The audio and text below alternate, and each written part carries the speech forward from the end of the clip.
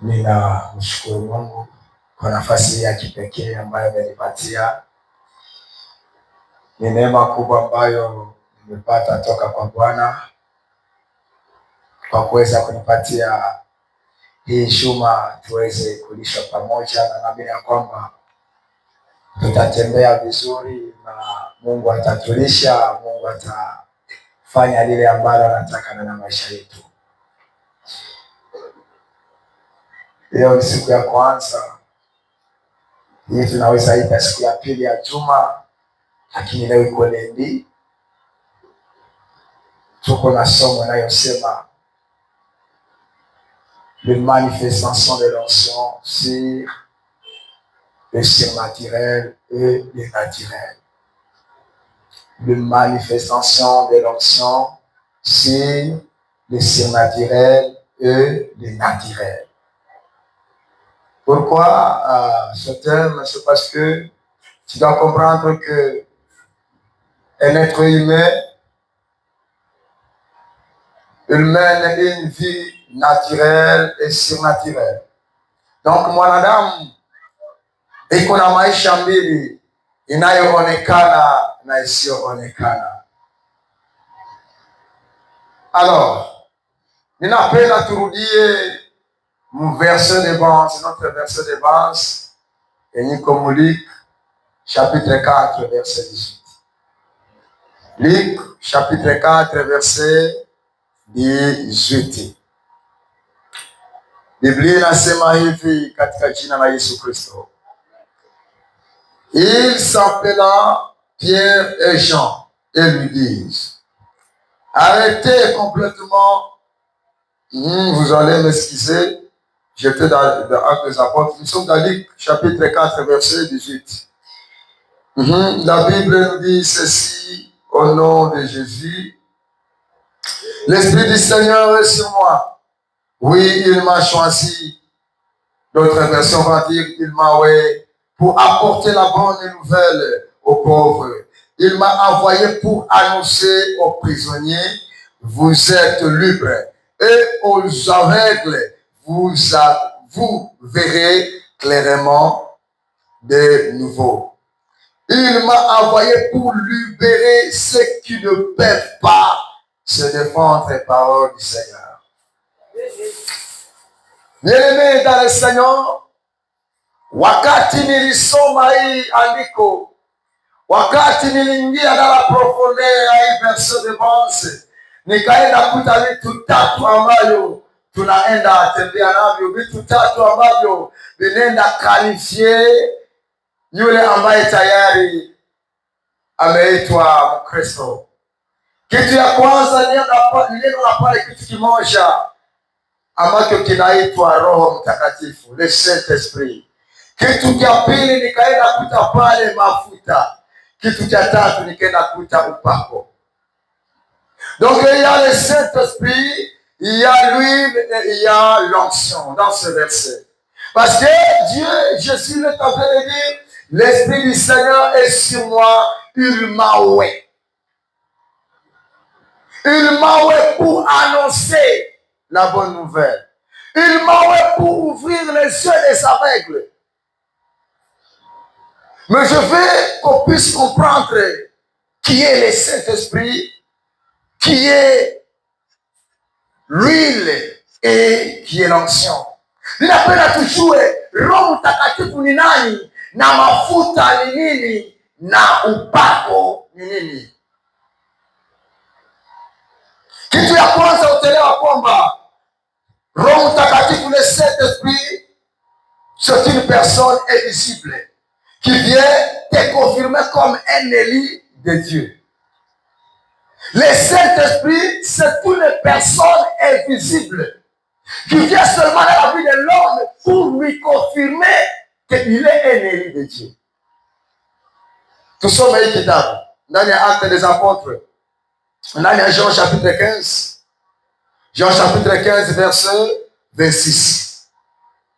Jean chapitre 15 verset 26. La Bible nous dit ceci: je veux vous envoyer de la part du Père celui qui va vous aider. Le Saint-Esprit de la vérité qui vient du Père. Quand il viendra, c'est lui qui sera mon témoin. Le Saint-Esprit, c'est une personne qui vient du Père. Il vient avec une mission dans l'homme. Mais le Saint-Esprit descend à la personne choisie par Dieu. Parce que Dieu, quand nous étions dans le livre de Luc, chapitre 4, Jésus, il est en train de dire, le Saint-Esprit est sur moi, il m'a choisi. Dans ces versions. Il m'a choisi pour annoncer. Veut dire, le Saint-Esprit, c'est une personne qui vient dans la personne parce qu'il lui a choisi. Il y a le Saint-Esprit, ni mtu. Mwenye anakuya kwako juu umechaguliwa. Le Saint-Esprit, c'est qui? C'est une personne. Deuxième des choses. Le Saint-Esprit, c'est une personne qui vient te donner la force ou bien la puissance. Ou bien la puissance qui te permet de vivre différemment de ce qui est pensé. Saint-Esprit, iko une puissance yenye inakuya ndani yako ili kupermettre uishi tofauti na maisha yenye ulikuwa kanaishi zamani. Alléluia. Le Saint-Esprit, c'est une puissance, ou bien on peut dire c'est une capacité qui vient dans l'homme pour lui permettre de vivre une vie différente de ce qui est pensé. Deuxième rôle du Saint-Esprit. Nimesema kitu ya kwanza, Saint-Esprit c'est une personne. Ule mtu anakuya juu afanye nini? Akupe capacité, akupe puissance. Yeye atakupermettre kuishi tofauti na kisi kwa kanaishi. Parce que wakati Biblia iko natuzungumzia ndani ya Actes des Apôtres chapitre 4 verset 17.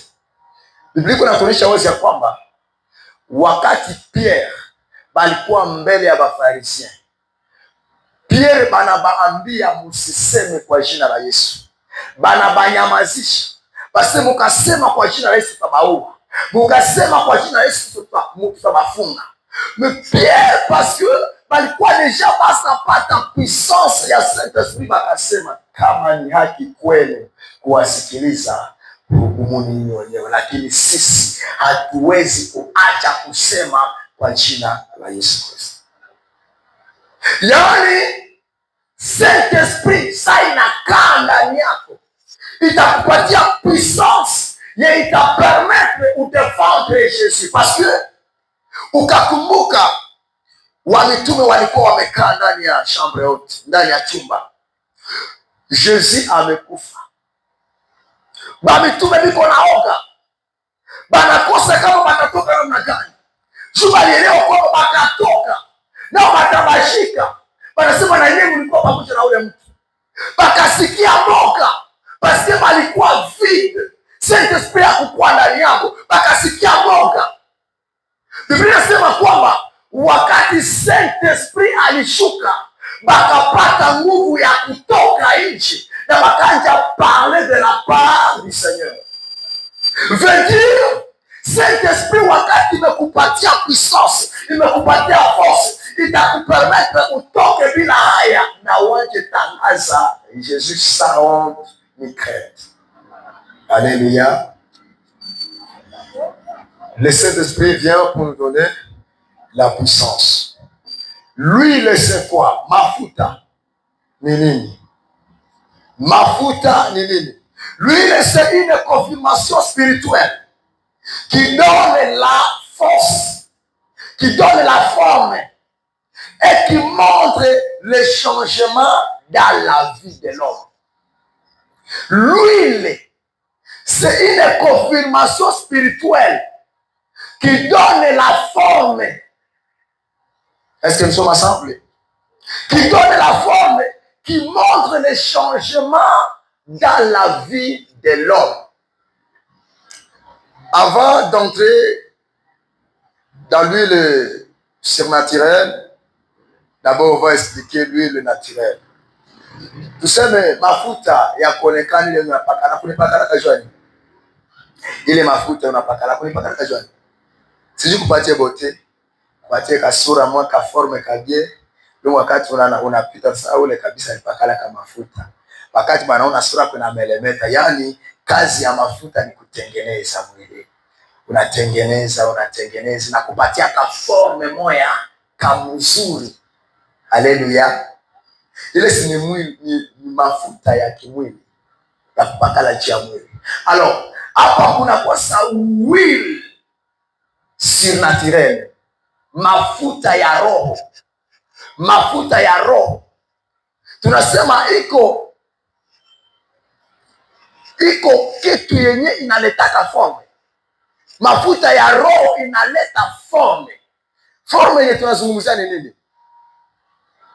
Kama mafuta ya nje inaweza kubadilisha ya nje, vedi mafuta ya ndani, mafuta ya roho itabadilisha ya wapi? Ya ndani.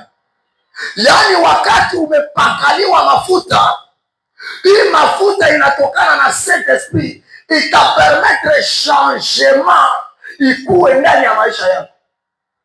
Bile benye ulikuwa naishi, benye ulikuwa naona ni kawaida, benye balikuwa na kupata ndani, wakati ile mafuta ya roho, ile huile d'onction itaanza tumika, itapermettre ilete difference.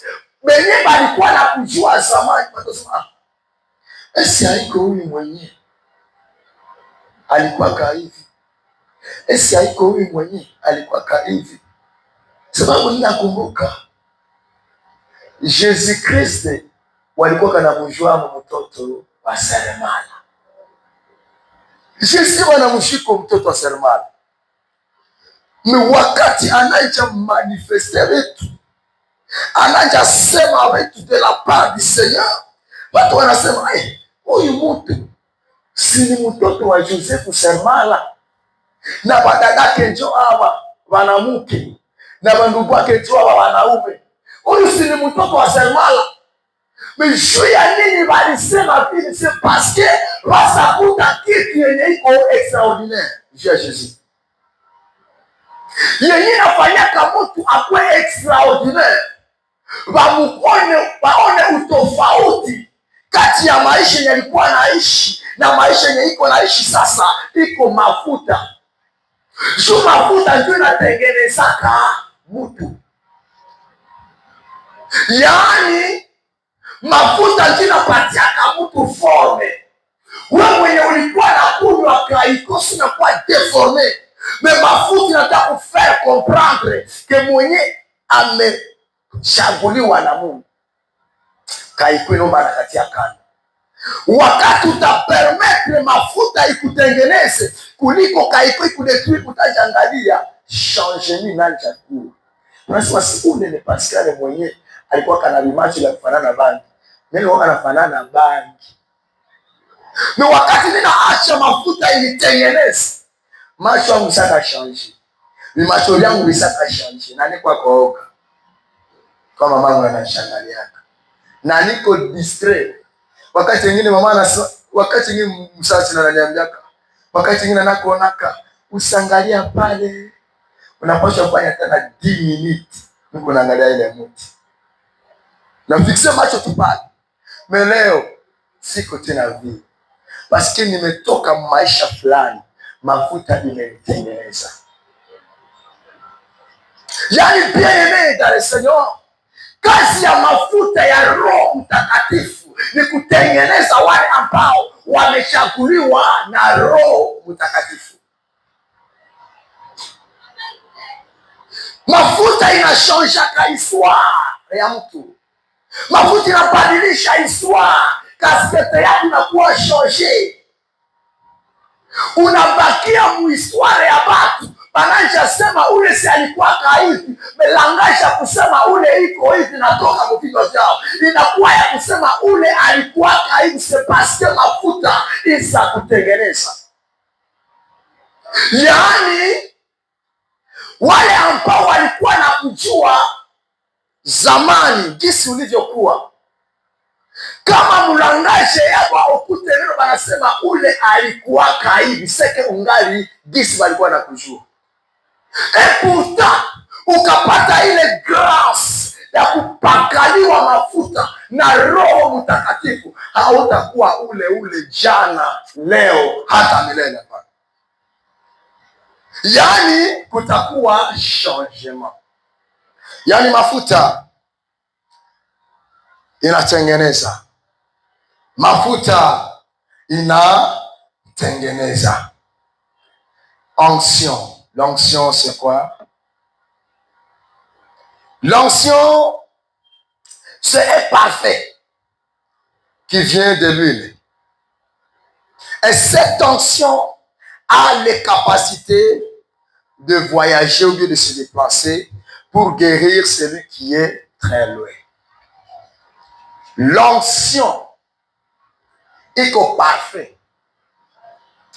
Mafuta unapakala kasi una harufu. Mafuta yenye ulipakala harufu sinatoka. Jema najaka yalipakala mafuta ya hivi. Yalipakala mafuta ya hivi. Yani na huile spirituelle. Ile onction iko parfait yenye natoka ku mafuta. Wakati mafuta inadégage ile parfait inatoka, ndio tunaitaka onction. Ile onction iko capable kutoka hapa inajideplace mpaka bene. Exemple, mtu anakuita, mtumishi wa Mungu, niko na problem hapa, mapepo niko na nitabani hapa, mapepo usisasumbua nyumba, nataka maombi. Wakati nimepakaliwa mafuta na telecommande onction, il parfait toi inatokaka inajideplace. Parce que le Saint-Esprit dans l'homme ne se déplace pas. Le Saint-Esprit dans l'homme, wakati na recevoir Saint-Esprit, haiwezi toka. Alléluia. Wakati Saint-Esprit umepata ile grâce, unapata ile grâce, hatusikia tena Saint-Esprit isatoka ashakuwa bila Saint-Esprit. Le Saint-Esprit reste là. Mais yenye inaponyeshaka, yenye inafanyaka miracle, c'est l'onction. Iko onction yenye inatoka juu ya mafuta, parce que le Saint-Esprit nous choisit et l'onction nous donne la forme. Et lui, l'onction nous donne la forme. Et l'onction guérit le malade. L'onction donne des solutions aux problèmes. Alléluia. Alors, une onction iko na madimension mbili. Onction iko na dimension mbili zenye natumikaka.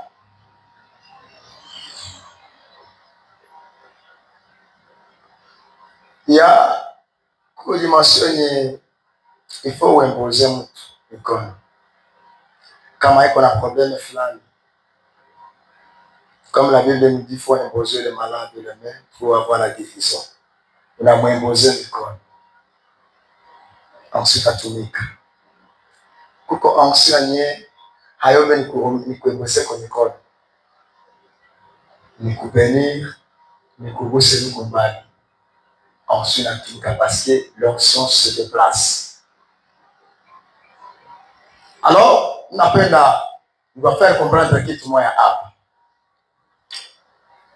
Napenda va faire comprendre kitu moya hapa. Comment onction inaweza tumika. Onction inatumika namna gani? Juu hii onction ianje toka na ikuwa msaada kwa watu. Juu ile onction yenye umepewa, ile parfait yanje dégagé na watu wa profiter, inaomba nini? Ukasoma Matthieu chapitre 4. Matthieu chapitre 4, verset 2, verset 1 à 2. Tunasoma hii verset. Matthieu chapitre 4, verset 1er à 2, Bible nasema hivi. Alors l'Esprit de Dieu conduit Jésus dans le désert pour que l'esprit du mal les tente. Pendant 40 jours et 40 nuits, Jésus ne mangeait rien. Ensuite, il a fait. Alléluia. Alléluia. Jésus amepakaliwa Saint-Esprit kwa juu yake. Mais Jésus kuliko directement aende mutere aanje faire éclater les puissances et les anctions. Mais anatoka anaenda wapi? Mu desert. Kuliko aende mutere aanje nasaidia magonjwa, aanje saidia maproblem, anatoka anaenda mu desert kwa kuna watu. Biblia inasema kwamba kule alienda kitu ya kwanza juu akuwe tenté par le diable, kitu ya pili juu afanye nini? Aishi maisha ya maombi. Vetu kuenda mu desert iko sacrifice. Mu desert hamuna chakula, mu desert hamuna maji, mu desert hamuna roho, muko shua si shua. Mais Jésus anatoka anaenda fanya nini? Acha niwaambie sekere yenye kongresi mfano. Wakati umepata option umechaguliwa, wakati umepakaliwa mafuta umechaguliwa na Roho Mtakatifu, kitu ya kwanza juu uwe msaada kwa watu, ifo unajifunza kujisakrifia. Unajisakrifia dans de prière, unajiprive vitu fulani fulani, comme Jésus se privait de la nourriture. Sababu Biblia inasema kwamba akasikia njaa, yani alikataa na chakula kenye anaweza kula na kikataa. Anaitika aende vichama. Wakati iko na vichama, iko na amagazine puissance, force. Wakati iko hapo iko na kula force. So wakati ataenda mtere, aende kwa msaada kwenye viko kule. Yani onso yako yezi dégagé kama hauya jisakrifie. Onso yako yezi kuwa msaada kwa wengine. Priere yako yezi kuwa na makapasite za kuvoyager, kusaidia na wambali wakati ya usho kujisakrifie. Yani probleme za watu zisikuwe résolu na neema yenye umepata. Il faut savoir se sacrifier. Leo wengi wameshindwa kusaidia wengi na maprobleme zimejaa ndani ya makanisa za wengi, sababu tumekuwa wengi. Kama leo maprobleme zinaweza kuwa ndani ya kanisa, haiko probleme ya Wakristo. Paske kama niko hapa, niko mtumishi, na mtumishi ni mtu mwenye anatumikiana. Yani wakati niko na kutumikia, kazi ikakuwa mbaya, problema haiko ya Mkristo, lakini problema ni nani? Ya mtumishi. Yani mko kule, mko ba Kristo wenyewe wanaomba wasaidiwe, wapate msaada kwa watumishi. Alors ukakuwa na problème yenye iko purement spirituel, parce que moi je suis en train de parler de la spiritualité. Je suis en train de parler des choses surnaturelles. Mukakuwa na maproblème, problème haiko yangu, problème haiko yenu, problème yangu. So ni kuwa msaada kwenu, ifo nijue kufanya entraînement. Sana ingia mu entraînement, wakati kunaenda mumache kupe itakuwa. Yani kama unapenda ukuwe msaada kushama yako, jifunze kujientraîner. Kama unapenda ukuwe msaada kwa watu wengi, jifunze kujisakrifie. Haiko fasili. Juu hapa nikafunga chakula, sifunge chakula juu yangu. Nafunga chakula juu yangu. Alikema problema mziaposha kwa ndani, meyakabambi sana. Nifunge juu nishimame, juu wae kupata chakula. Mtumishi ni mtu mwenye anatembeana. Ndio maana nikakuwa nasema tu ni kwenda shenesho wa probleme zangu Kristo kwa mingi ni shenesho ya vyangu ni maachilie. Utanifanya kai. Jonction yake dégager. Jonction yake éclater. Il faut kujua kujisacrifier. Ndio maana bien-aimé dans le Seigneur, jifunze kujiprive vitu vingine, jifunze kujiima vitu vingine, jifunze kuingia mamilie secret, unajikonsentre. Jifunze kuingia malie secret, unajikonsentre, na wakati kwa concentration parfait hapo inachatoka. Munawaza ilikuwa ka dimension namna gani yenye Yesu ashimame baguse kunguo yake na mgonjwa mwenye alikuwa anatoka damu pendant je sais pas 32 ans, damu ikauke. Munawaza ni dimension namna gani yenye na kivuli ya Petro, mtu yuko anapita ile kivuli ile kugusa kwa unapata uponyaji.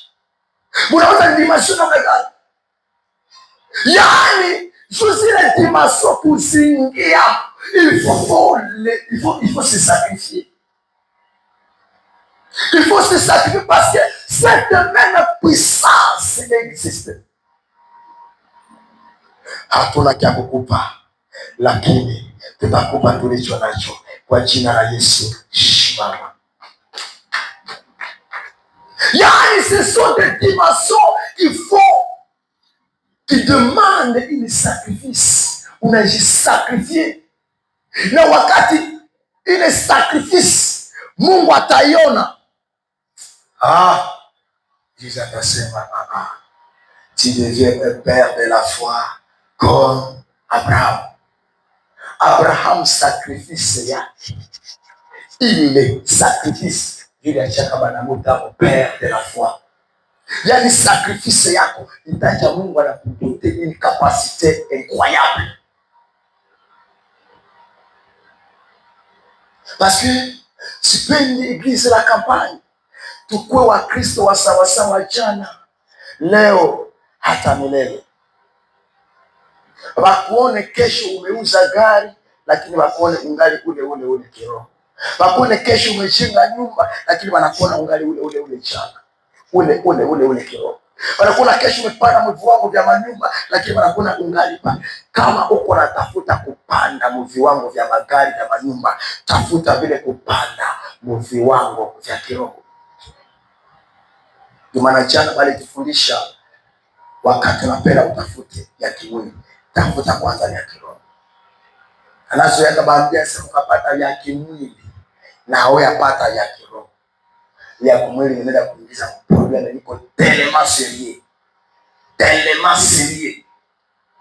Utaja penda na bibi mwenyewe haukuwazaka atakupenda. Utajiingia mamilie zenye haukuwaziaka atakuingia. Jia nini? Pesa zimekupanisha mazimu. Ndio maana tukue forme spirituellement. Ninakumbuka mtu mmoja walimpangia aseme kama haabudu sanamu bana mtupa mwili mpango la simba. Simemkumbuka Daniel ana raisonné. Mbele yangu kuko problem. Yani hapa nikafanya hasara zile simba zinanikula. Daniel akamtoka mvia normal, akatoka mvia naturel, akaingia mule surnaturel. Mwenye alikuwa anaomba 1 fois par jour, anaanza omba 3 fois par jour. Anatoka mkawaida, anatoka maisha ya kawaida parce que devant lui il y a un problème. Na wakati alitoka mkawaida anaingia msurnaturel, kuko puissance moja ilikuwa juu ya Daniel. Na wakati walikamata Daniel banamtupa ndani ya pango la simba, zile simba zikasantiri soseme iki haiko kitu cha kukula. Malgré tunakulaka watu, malgré tunakulaka damu, hiki haiko kya kukula, paske simba hasikuona tena pale mtu mesiliona surnaturel. Yaani kuko maproblemu zenye ziko ndani ya vi, zenye ziko na panga kutuaneantir, ziko na panga kutudetruire, lakini wakati tutatoka mkawaida tunaingia msurnaturel, wakati ile problem itaturapproche, inasema hapa haiko kwa kuingia, hapa haiko kwa kuingia, hapa kuko zengine puissance. Wakati mtu anapenda kuchezee, mtu anapenda akufanye kisa nataka, mtu anapenda kutongoza, nasi uko mamake batoto, uko na bwana, anasema no, me huyu hapana, huyu haiko wa kutongoza, ni bibi yake mtu, huyu ni bibi yake mtu, ni bwanake mtu, basi sasa ona kitu yenye iko extraordinaire juu yako.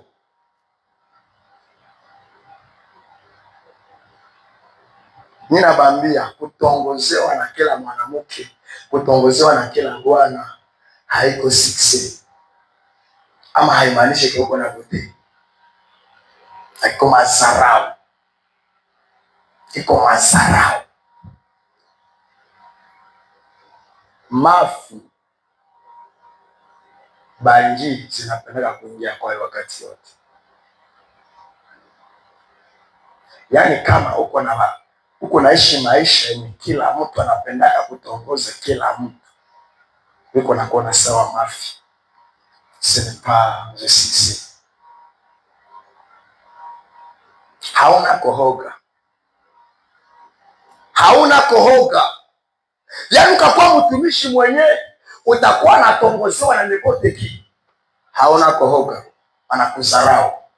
Yaani liko na kona ako hewa ya kinduma ya kose nikapenda tunafanya naye mapenzi. Ule gisi niko na kona kose na inapatia courage ya kwenda, lakini ifo mtu ona ule mtu akasema seme anajaribu atapata ya goshi, hatazipata kofi, anapasha monekia na mtu peke na jireserve kuko kitu kinyasa konako. Haleluya, haleluya. Mnakuwa serious sana, mnakuwa serious sana. Yaani inaomba mnakuwa kuoga. Simba ziliogopa nani? Ziliogopa Daniel.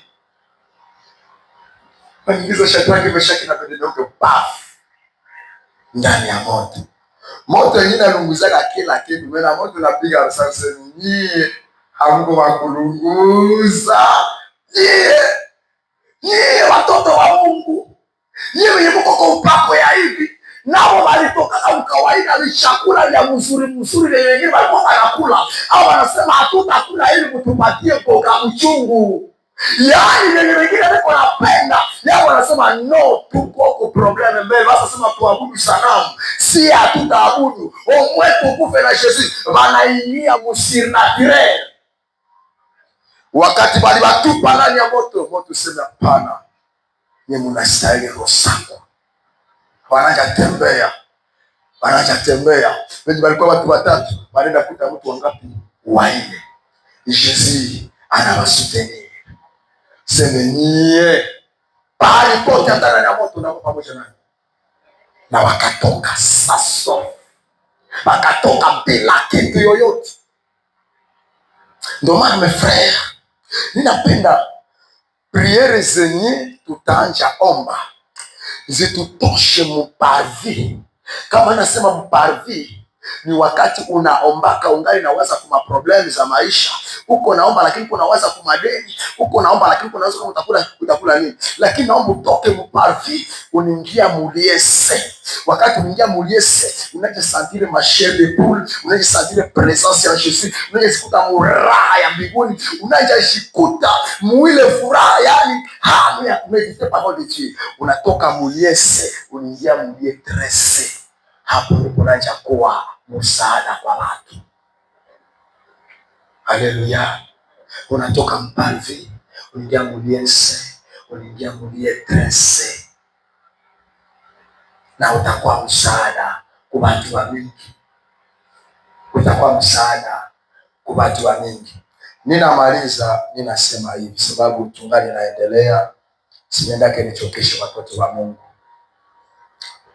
Kesho tuko ndani ya kitabu ya Luka, sikupenda nigusie pale, Luka chapitre 7 verset 2 jusqu'à 9. Pale ndio kwenye tutenda elewa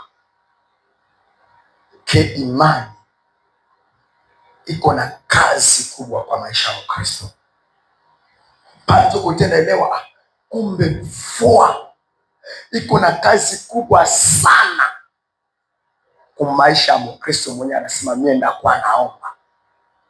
Ndio maana watoto ya Mungu, mie na wewe kesho usikose. Kuko kitu yenye Mungu atatufunulia, kuko pale ambapo Mungu anaenda tuelekeza. Haleluya. Simama kwenye huko, simama kwenye huko, tia mkono yako kukifua na yengine utie kukichwa.